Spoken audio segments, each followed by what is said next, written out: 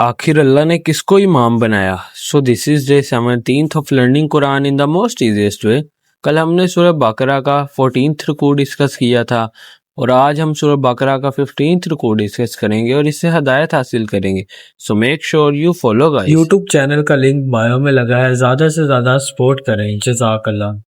اور ذرا یاد کرو جب ابراہیم کو آزمایا اس کے رب نے بہت سی باتوں میں تو اس نے ان سب کو پورا کر دکھایا، تب فرمایا اے ابراہیم اب میں تمہیں نور انسانی کا امام بنانے والا ہوں۔ انہوں نے کہا اور میری اولاد میں سے بھی یعنی میری نسل کے بارے میں بھی یہی وعدہ ہے یا نہیں؟ تو اللہ تعالیٰ نے فرمایا میرا یہ عہد ظالموں سے متعلق نہیں ہوگا۔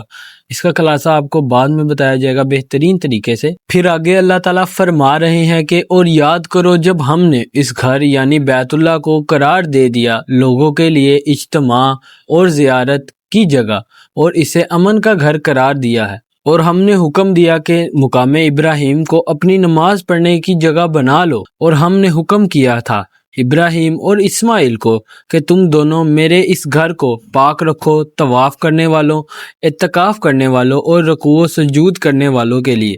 اور یاد کرو جب کہ ابراہیم نے دعا کی تھی اے میرے پروردگار اس گھر کو امن کی جگہ بنا دے اور یہاں آباد ہونے والوں یعنی بنی اسرائیل کو پھلوں کا رزق عطا کر، جو کوئی ان میں سے ایمان لائے اللہ پر اور یوم آخرت پر۔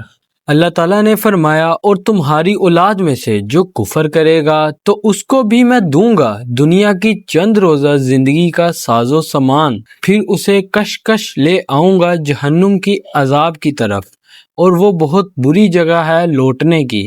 اور یاد کرو جب ابراہیم اور اسماعیل ہمارے گھر کی بنیاد کو اٹھا رہے تھے اور ساتھ اللہ تعالیٰ سے یہ دعا مانگ رہے تھے کہ اے ہمارے رب ہم سے یہ خدمت قبول فرما لے، یقیناً تو سب کچھ سننے والا جاننے والا ہے، اور اے ہمارے رب ہمیں اپنا مطیع فرمان بنائے رکھ، اور ہم دونوں کی نسل سے ایک امت اٹھائیو جو تیری فرما بردار ہو، اور ہمیں حج کرنے کے عقائد بتا دے، اور ہم پر اپنی توجہ فرما، ہم پر اپنی شفقت کی نظر فرما، یقیناً تو ہی ہے بہت زیادہ توبہ کا قبول فرمانے والا اور شفقت کے ساتھ رجوع کرنے والا اور رحم فرمانے والا۔ اور اے ہمارے پروردگار ان لوگوں میں اٹھائیو ایک رسول خود انہی میں سے جو انہیں تیری آیات پڑھ کر سنائے اور انہیں کتاب اور حکمت کی تعلیم دے اور ان کو پاک کرے، یقیناً تو ہی ہے زبردست اور کامل حکمت والا۔ اب اسی رکوع کا تھوڑا خلاصہ کر لیتے ہیں کہ حضرت ابراہیم کی نسل سے بنی اسماعیل اور بنی اسرائیل دو شاخیں ہیں۔ حضرت ابراہیم کی زوجہ محترمہ حضرت ہاجرہ سے اسماعیل پیدا ہوئے جو بڑے تھے، جبکہ دوسری بیوی حضرت سارہ سے اسحاق پیدا ہوئے۔ ان کے بیٹے یعقوب تھے جن کا لقب اسرائیل تھا۔ اب آگے اللہ تعالیٰ فرما رہے ہیں کہ اور ذرا یاد کرو جب ابراہیم کو آزمایا اس کے رب نے بہت سی باتوں میں تو اس نے ان سب کو پورا کر دکھایا۔ اب یہاں حج اور عید الاضحیٰ اور ان کی اصل روح کی بات کی جا رہی ہے، جس میں حضرت ابراہیم علیہ السلام کے امتحانات اور آزمائشوں کا ذکر کیا گیا ہے۔ حضرت ابراہیم کے طویل سفر حیات کا خلاصہ اور لب لباب ہی امتحانات اور آزمائشیں ہیں۔ آگے اللہ تعالیٰ فرما رہے ہیں کہ اے ابراہیم اب میں تمہیں نوع انسان کا امام بنانے والا ہوں۔ انہوں نے کہا اور میری اولاد میں سے بھی یعنی میری نسل کے بارے میں بھی یہ وعدہ ہے یا نہیں؟ اللہ تعالیٰ نے فرمایا میرا یہ عہد ظالموں سے متعلق نہیں ہوگا۔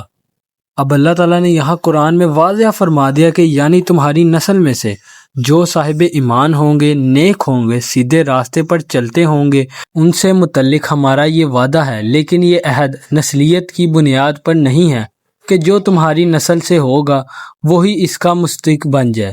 اور آگے اللہ تعالیٰ فرما رہے ہیں کہ اور یاد کرو جب ہم نے اس گھر کو بیت اللہ کو قرار دے دیا لوگوں کے لیے اجتماع اور زیارت کی جگہ اور اسے امن کا گھر قرار دے دیا، اور ہم نے حکم دیا کہ مقام ابراہیم کو اپنی نماز پڑھنے کی جگہ بنا لو۔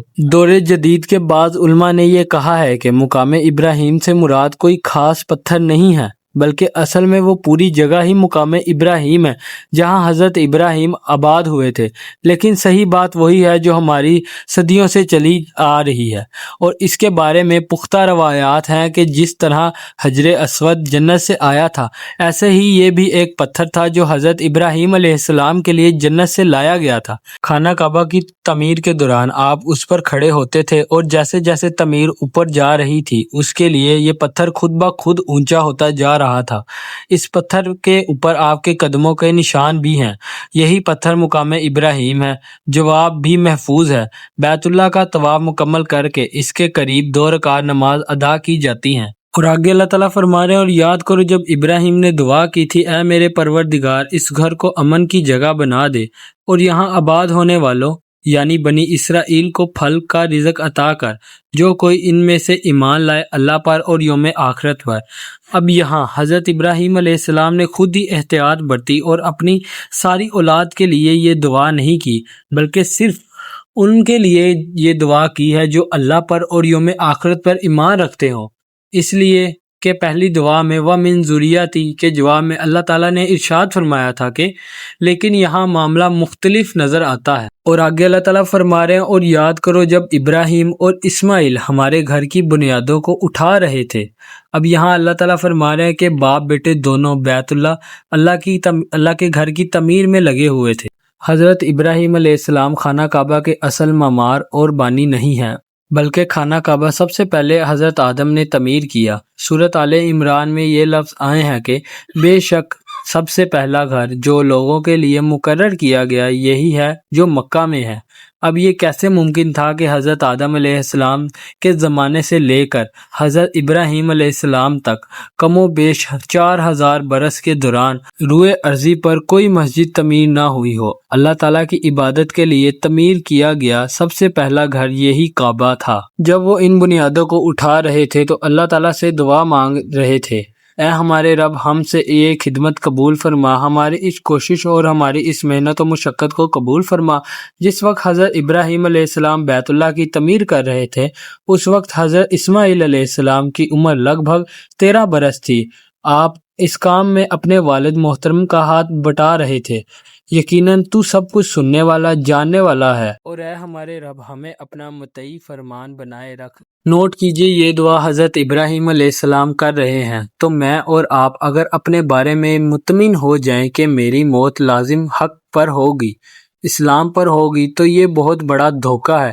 چنانچہ ڈرتے رہنا چاہیے اور اللہ کی پناہ طلب کرتے رہنا چاہیے، اور ہم دونوں کی نسل سے ایک امت اٹھائیو جو تیری فرما بردار ہو اور ہمیں حج کرنے کے قاعدے بتا دے۔ اے پروردگار تیرا یہ گھر ہم نے بنا تو دیا، اب اس کی زیارت سے متعلق جو رسومات ہیں، جو مناسک حج ہیں، وہ ہمیں سکھا دے اور ہم پر اپنی توجہ فرما۔ یقیناً تو ہی ہے بہت زیادہ توبہ کا قبول فرمانے والا اور شفقت کے ساتھ رجوع کرنے والا اور رحم فرمانے والا۔ اور اے ہمارے پروردگار ان لوگوں میں اٹھائیو ایک رسول خود انہی میں سے۔ یہاں حضرت ابراہیم اور حضرت اسماعیل علیہ السلام کی نسل یعنی بنی اسماعیل مراد ہے۔ وہ دونوں دعا کر رہے تھے کہ اے پروردگار ہماری اس نسل میں سے ایک رسول مبعوث فرمانا جو انہی میں سے ہو، باہر کا نہ ہو، جو انہیں تیری آیات پڑھ کر سنائے اور انہیں کتاب اور حکمت کی تعلیم دے اور ان کو پاک کر دے۔ کتاب کو صرف پڑھ کر سنا دینا تو سب بہت آسان کام ہے، اس کے بعد کتاب اور اس میں موجود حکمت کی تعلیم دینا اور اسے دلوں میں بٹھانا اہم تر ہے، اور ان کو پاک کرے اور ان کے دلوں میں تیری محبت اور آخرت کی طلب کے سوا کوئی اور طلب باقی نہ رہے دے۔ یقیناً تو ہی ہے زبردست اور کامل حکمت والا۔ یہ تھا سورۃ بقرہ کا 15 رکوع۔ کل ہم سورۃ بقرہ کا 16 رکوع ڈسکس کریں گے اور اس سے ہدایت حاصل کریں گے۔ Make sure you follow guys.